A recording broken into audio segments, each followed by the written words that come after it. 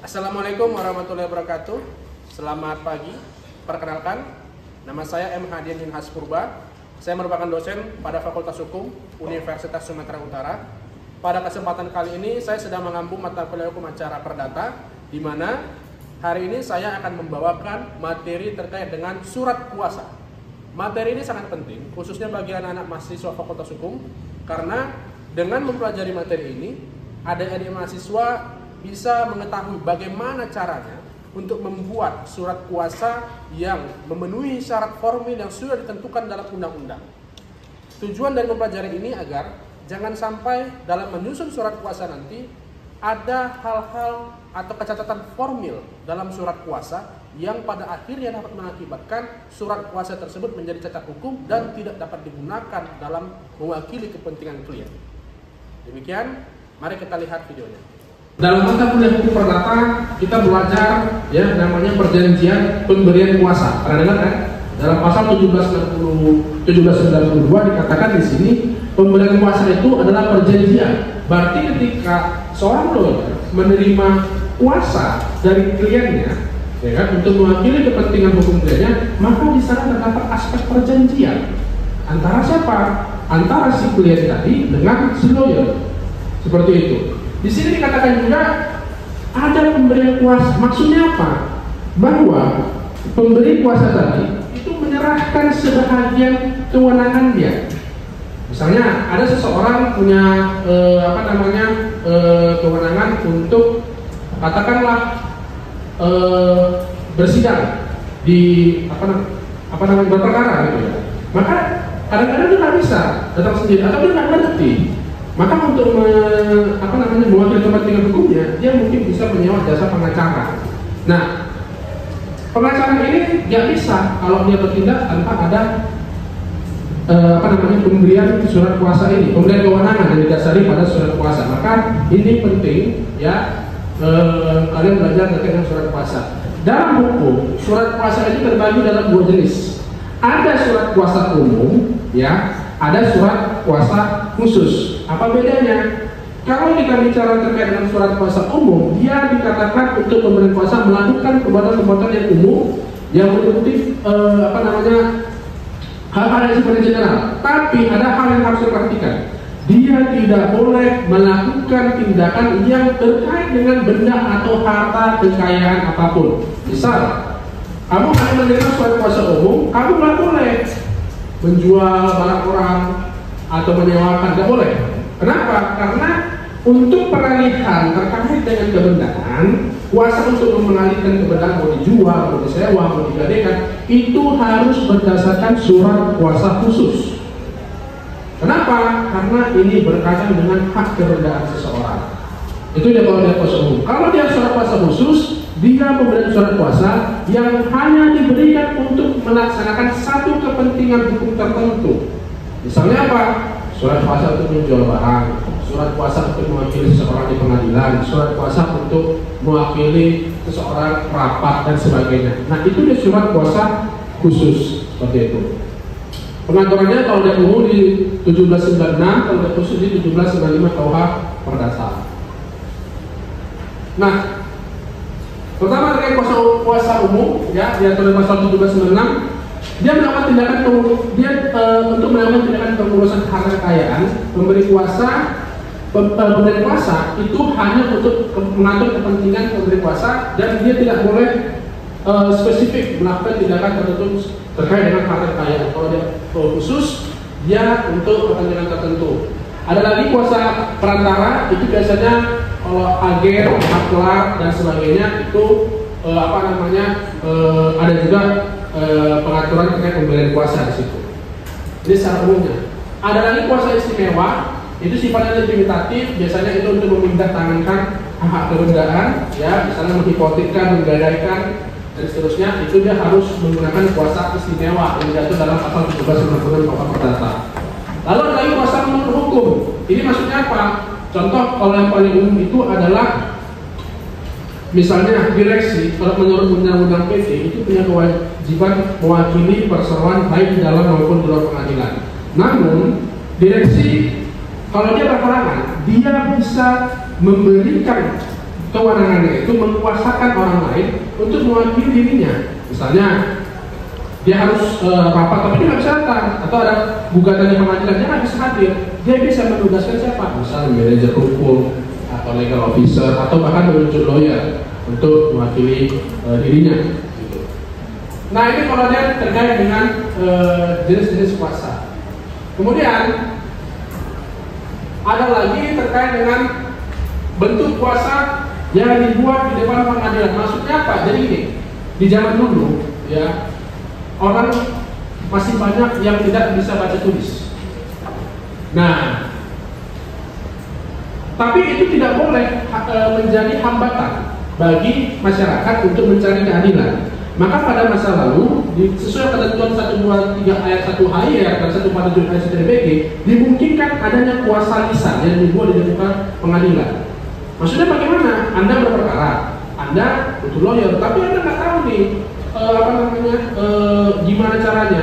Nah, Anda mungkin secara lisan bisa memberikan kuasa secara lisan kepada seseorang untuk mewakili Anda di pengadilan. Tapi itu zaman dulu. Sekarang ya sudah zaman berkembang, saya pikir sudah orang udah ngerti lah ya, baca tulis, lawyer juga sudah semakin banyak, ya kan? Makanya ya ini mungkin sudah uzur, udah hampir bahkan nggak ada penerangan lagi sama sekali.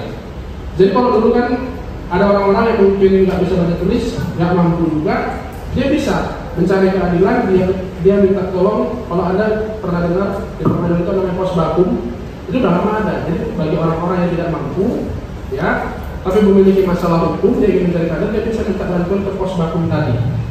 Tapi itu harus dibuktikan dengan kalau sekarang surat keterangan tidak mampu, seperti itu. Nah, kemudian ada lagi kuasa yang dia ditunjuk dalam surat gugatan. Maksudnya gimana? Jadi dalam surat gugatan itu tercantum juga pemberian kuasa kepada seseorang.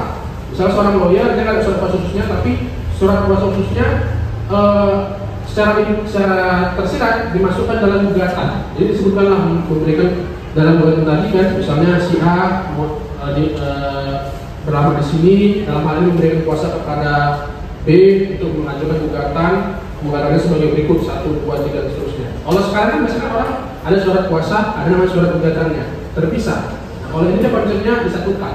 Tapi di zaman dulu, sekarang udah nggak lagi. Oke. Lalu lagi surat kuasa khusus ya, yang menyebutkan kompetensi relatif berkaitan dengan identitas sejumlah para pihak, kemudian terkait bentuk formilnya. Surat kuasa khusus itu tertulis, bisa juga akta notaris, ada kuasa yang dibawa akta notaris, tapi bukan kuasa yang untuk bersidang di pengadilan, tidak. Biasanya itu kuasanya itu kuasa untuk menjual barang, kuasa untuk menggadaikan dan sebagainya. Dimana kuasa yang biasa di formil notaris ini berkaitan dengan peralihan hak kebenaran. Selanjutnya, nah ini yang terpenting. Dalam pembuatan surat kuasa itu ada serangkaian unsur yang harus terpenuhi. Di mana kalau unsur-unsur ini tidak terpenuhi akan berakibat surat kuasa tadi menjadi cacat demi hukum, cacat hukum. Konsekuensinya ketika surat kuasa tadi menjadi cacat hukum, ya, maka segala tindakan si penerima kuasa untuk mewakili kepentingan hukum pemberi kuasa itu akan menjadi tidak sah. Nah ini berbahaya. Kenapa? Misalnya Anda seorang lawyer, ya kan?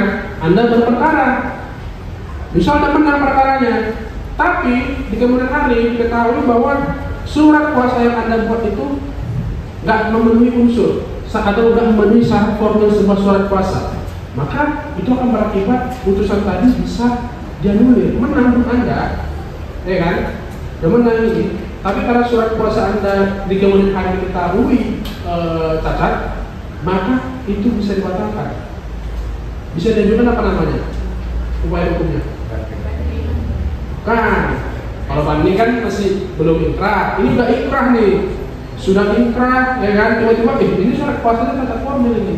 Atau kalau mungkin belum inkrah bisa dibanding, ya kan? Atau dikasasi. Tapi kalau saya sudah inkrah, baru diketahui di kemudian hari apa nih upaya hukumnya? PK, peninjauan kembali. Kenapa? Karena ada apa? Ada yang cacat hukum. Iya, cacat hukum sebagai apa? Kemudian hari kan ada nih ditimbulkan, wah surat kuasanya cacat hukum nih. Ini bisa jadi alasan kita untuk mengajukan peninjauan kembali, ya kan?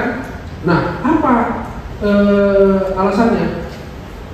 Tata hukum itu sebagai apa namanya? Ada ingat? Apa? Ayo. Ada novum, bukti baru. Ketika ingat ya, peninjauan kembali itu hanya bisa diajukan kalau ada yang namanya novum atau bukti baru. Nah, bukti baru itu ada banyak. Misalnya, di kemudian bukti yang menentukan di kemudian hari, ditemukan rupanya fakta bahwa hakim salah menerapkan undang-undang, atau ditemukan bahwa ternyata pengadilan itu tidak sesuai dengan kompetensi absolutnya. Nah, itulah contoh-contoh novum yang akhirnya bisa menjadi dasar kita mengajukan upaya hukum peninjauan kembali, sehingga suatu putusan yang mungkin sudah ingkrah, ya kan, mungkin Anda sudah menang, ketika itu diajukan PK dan dikabulkan, bisa jadi kemenangan itu batal. Hati-hati. Ya, ini harus menjadi concern. Memang nampaknya sepele, tapi ini bisa berdampak sangat menentukan. Ya. Apa saja unsurnya? Pertama, unsur surat kuasa itu ada identitas pemberi kuasa, lalu ada penerima kuasa, dan seterusnya. Saya akan menunjukkan contoh surat kuasa di situ. Jadi ini contoh surat kuasa, ya. Ini dia. Ini misalnya contoh surat kuasa. Di atasnya ini ada tulisan surat kuasa khusus. Baru ada identitas. Ini tadi kan identitas pemberi kuasa. Kan ini aja pemberi kuasanya. Dijelaskan. Satu hal yang harus Anda pahami di sini adalah bahwa dalam menentukan ya keabsahan pemberian kuasa dari seseorang kepada diri Anda sebagai penerima kuasa, Anda harus memastikan dan proses terlebih dahulu bahwa pemberi kuasa itu adalah orang yang memang memiliki legal standing, kedudukan hukum untuk melakukan suatu perbuatan hukum tertentu yang akan Anda laksanakan. Contoh misalnya begini, dalam case ini dikatakan si X misalnya, ya kan, dia direktur. Kenapa dia mau bisa mewakili perusahaan ini? Karena dia jabatannya direktur. Karena badan usaha ini berbentuk badan hukum perseroan terbatas menurut undang-undang perseroan terbatas, ya, yang mewakili kepentingan PT baik di dalam maupun di luar pengadilan adalah direksi, maka harus direksi. Nggak bisa pemegang saham yang punya, bisa saya punya PT-nya, saya mewakili, nggak bisa. Kenapa? Saya sebagai apa dulu? Kalau saya pemegang saham bukan direksinya, nggak bisa. Misalnya komisaris bisa, tidak bisa.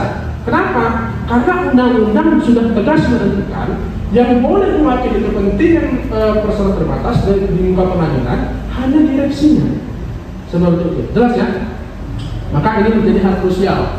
Kenapa Pak harus detail seperti ini? Karena ini berkaitan dengan kedudukan hukum seseorang dalam melimpahkan kewenangannya kepada Anda.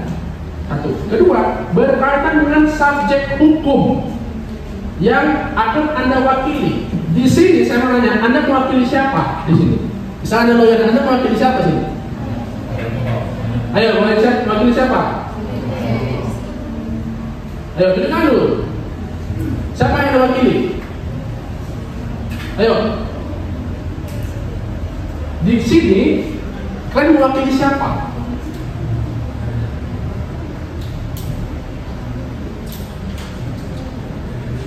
Ya. Oke, yang lain. Ya. Baca dulu jelas Pak. Yang siapa yang mewakili? Ayo, siapa?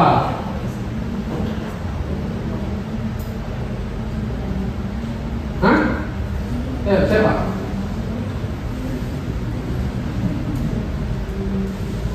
Ya. Hah?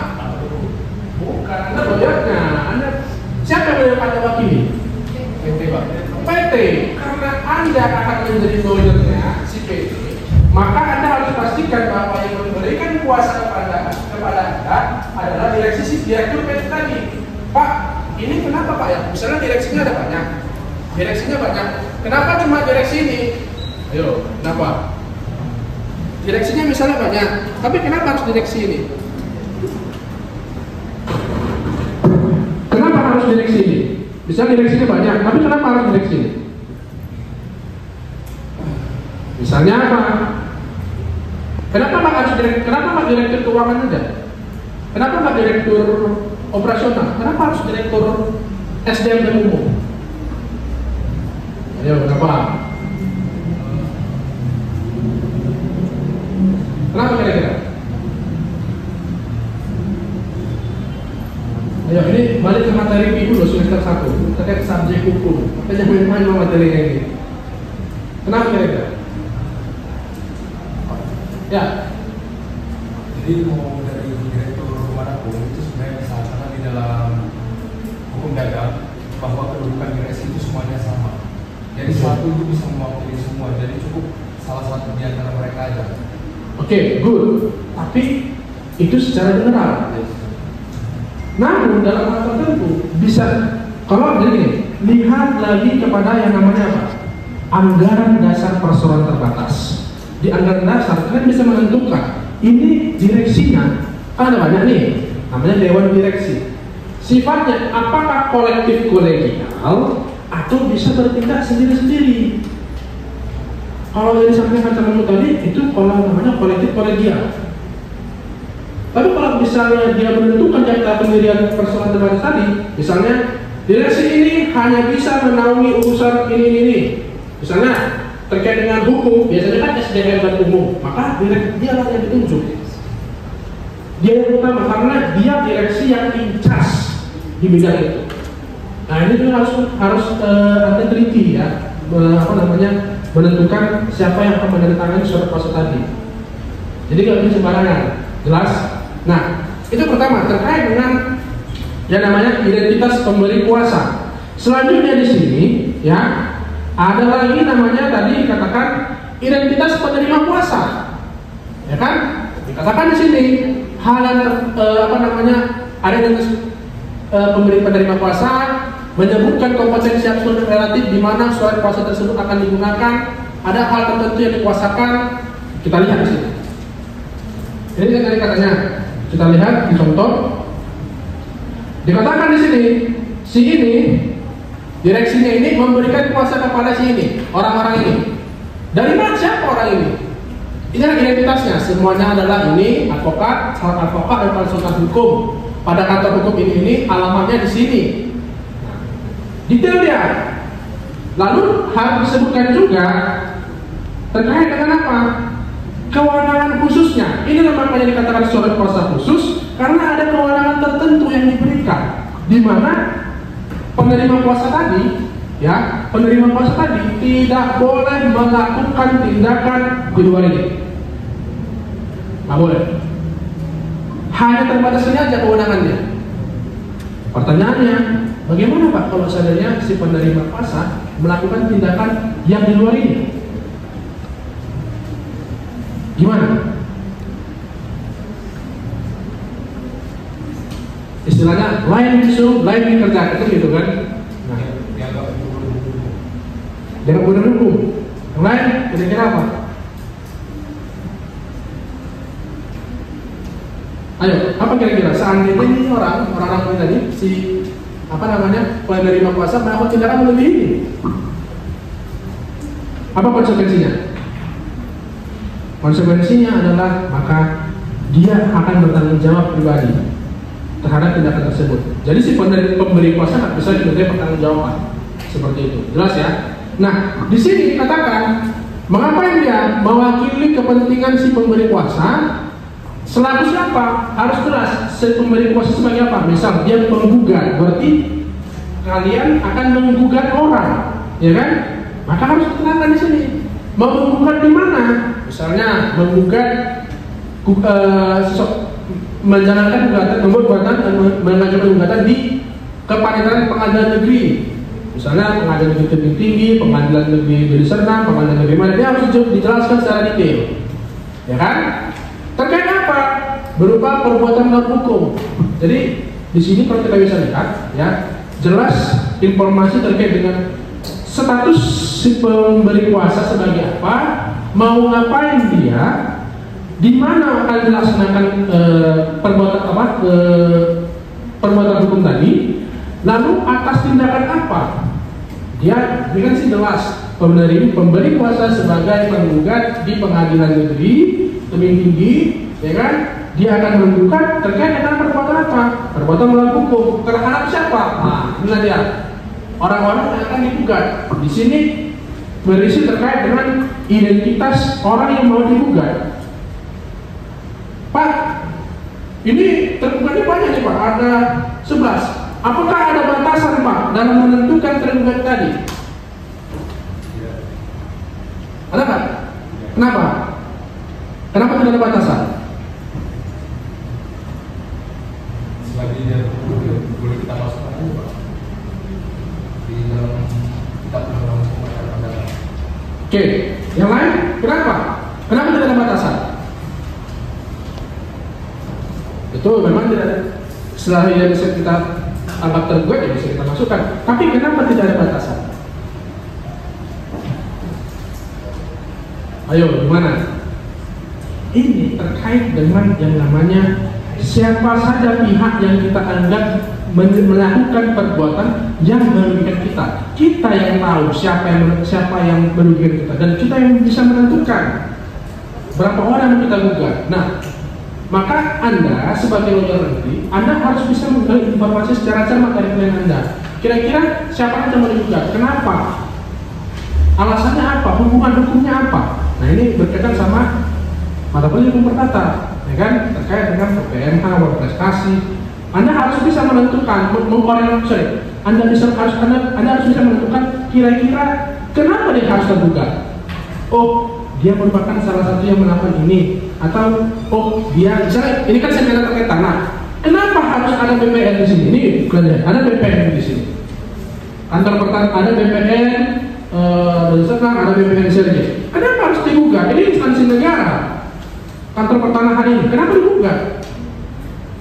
Nah, pasti harus ada rasional dan alasannya. Misalnya apa?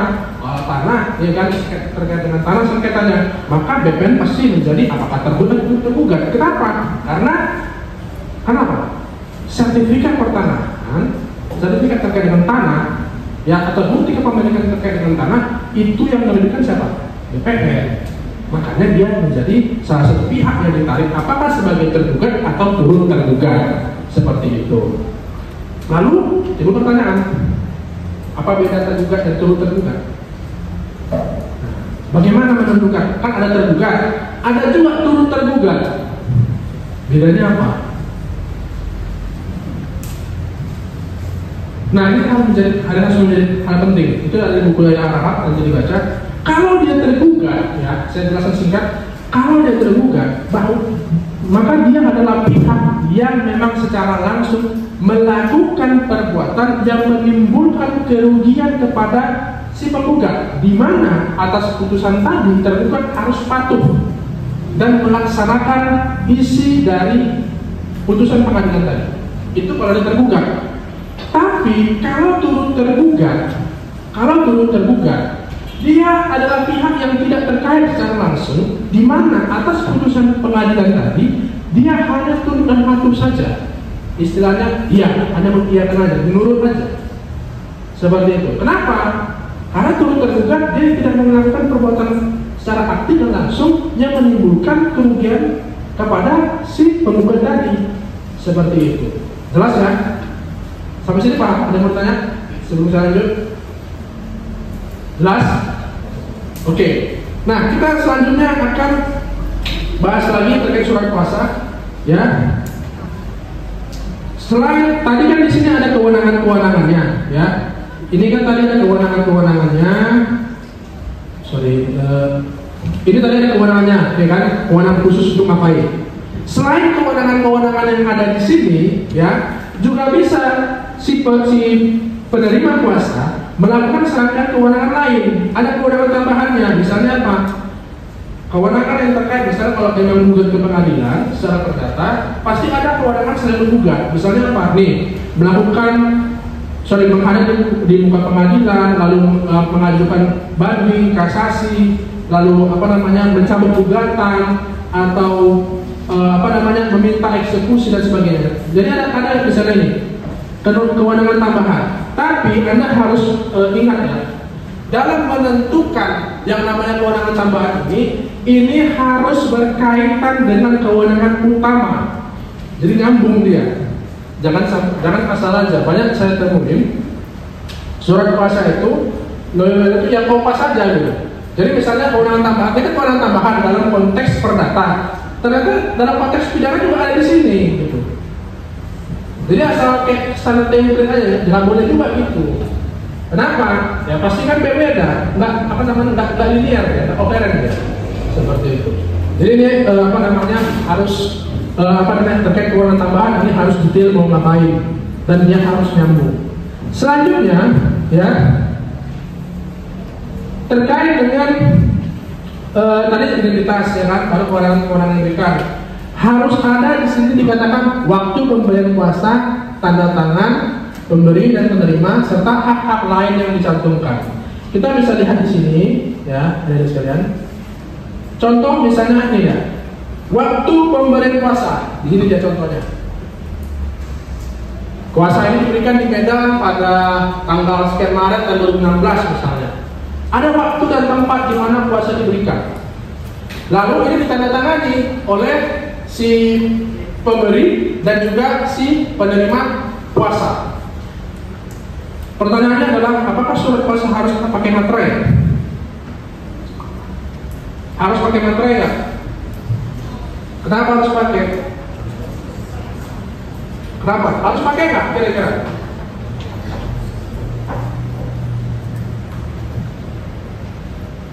Kuasa itu dalam prakteknya kuasa itu harus diberikan materai. Walaupun secara normatif itu tidak wajib. Apakah tidak diberikannya materai pada surat kuasa mengakibatkan kuasa menjadi tidak sah? Atau dalam perjanjian lah, kalau ada materai nggak sah perjanjian itu? Kenapa? Ayo, sah atau tidak? Kenapa tetap sah? Karena materai itu punya artinya tadi Oke. di awal. Oke. Jadi kalau misalnya ada suatu surat yang tidak diberi materai, maka surat itu masih berkekuatan hukum. Oke. Dan jika kita gunakan di dalam pengadilan, maka hakim harus tetap menggunakan surat yang kita berikan atau bukti-bukti yang kita layangkan tanpa materai sekalipun. Oke. Materai itu bukan bukti keabsahan perjanjian, termasuk surat kuasa. Tapi pemberian materai itu sebagai pertama, seperti teman-teman tadi, nazarun. Kedua, itu sebagai tanda bukti bahwa Anda sudah membayar bea materai ke negara. Pak, tapi kalau di persidangan kan Pak, itu untuk buktinya kenapa harus dimateraikan ulang? Dinazarkan lagi, karena yang akan Anda hadirkan di persidangan itu kopinya. Yang Anda serahkan ke hakim itu kopiannya. Nah, itu memang menurut hukum acaranya harus dinazarkan lagi. Seperti itu. Namun kebanyakan orang dalam menyusun dokumen-dokumen hukum selalu membubuhkan materai di awal. Tujuannya apa? Agar dianggap mereka sudah membayar bea materai di awal, sehingga tak perlu lagi tagih kemudian hari. Itu dia. Jelas ya. Ingat, materai bukan bukti syarat sahnya atau bukan menjadi keabsahan dari sahnya suatu perjanjian. Lihat kasus di atas. Kita akan latihan pada surat kuasa. Kalau Anda sebagai lawyernya ngasih kuasa kepada Anda, saya kira ada waktu sekitar setengah jam lagi, silakan untuk dikerjakan ya. Itu aja mungkin untuk materi saya hari ini. Terima kasih.